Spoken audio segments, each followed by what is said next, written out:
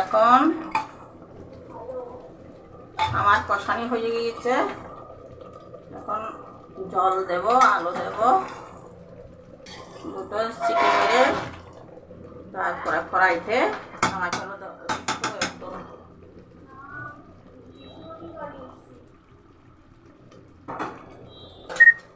Mobile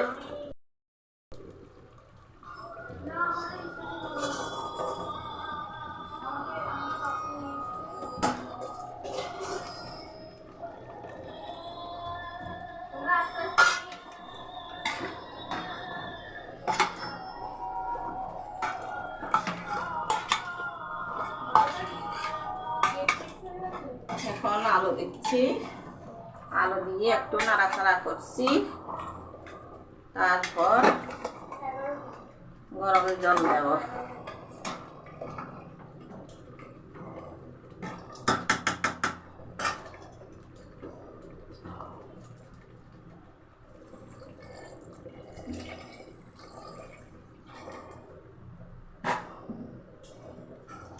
পরে গরম মশলা দেওয়ার সময় আবার কড়াইতে ঢাললে তখন দেখাবো। আমি এখন মাটনের মশলা করে দিচ্ছি।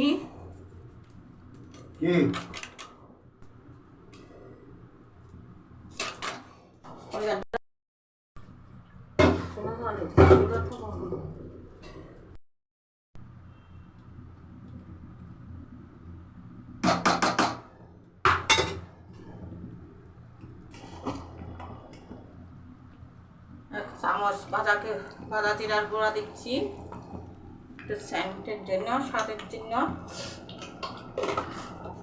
আর দেব গরম মশলা।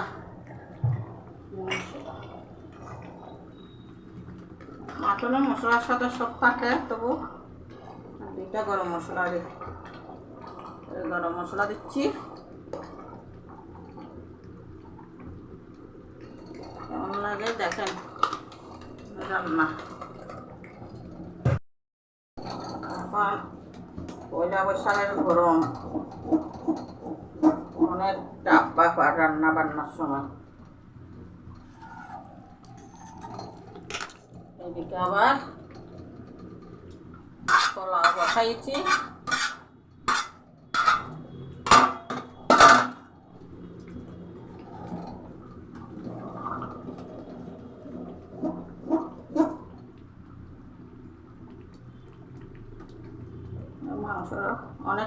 মাংসটা সিদ্ধ হয়ে গেছে, আর বেশিক্ষণ লাগবে না।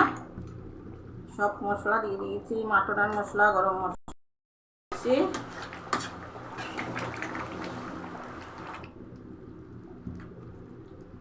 আলু সিদ্ধ হয়ে গেছে। কেমন হয়েছে?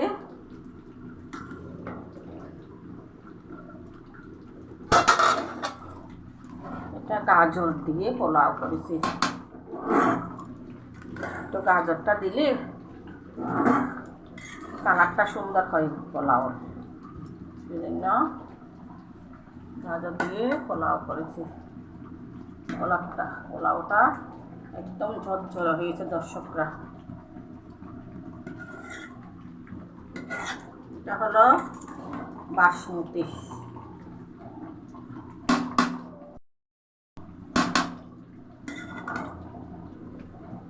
যেটা আমরা বলি গোবিন্দভোগ চাল, এই চালটা।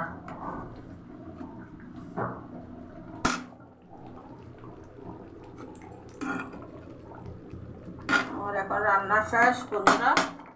আপনাদেরকে শুভ নববৎসরের শুভেচ্ছা ও প্রণাম। রাখছি, ভালো থাকবেন।